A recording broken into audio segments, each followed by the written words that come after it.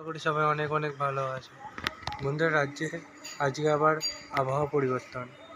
আজকে রাত্রে থেকে আবহাওয়া পরিবর্তন হয়ে নেমে আসছে নতুন খেলা।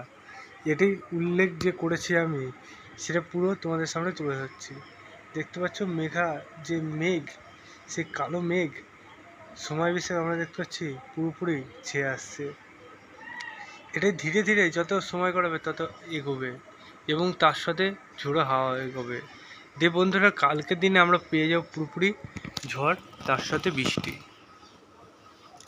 এর স্থায়িত্ব গোটা 2 থেকে 3 দিন থাকবে। গোটা এক সপ্তাহ যে বলছে, গোটা এক সপ্তাহ থাকবে না। আবহাওয়া খানিকক্ষণ কালকে থেকে পরিবর্তন। গোটা কয়েকদিন ধরে তুমুল ঝড় বৃষ্টি হবে, যেটা ঠান্ডা স্টিম অনেকটা ফিরে আসবে রাজ্য জুড়ে আবহাওয়া পুরোপুরি শুক্রবার পর্যন্ত এইভাবে বহাল থাকবে এবং কালকে আমরা সকাল থেকেই পেয়ে যাবো, মানে আজ রাত্রের পর থেকেই গভীর রাত থেকে দেখতে পাবো বৃষ্টিপাত চালু হচ্ছে। তোমাদের জেলায় আবহাওয়া কেমন কি যাচ্ছে হতে অবশ্যই কমেন্ট সেকশনে কমেন্ট করতে ভুলবে না।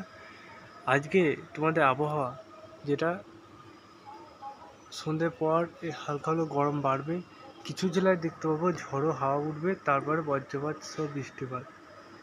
আর যেগুলোতে গরম স্টিম চালু হবে সেগুলো গভীর রাতের পর বৃষ্টিপাত চালু হবে।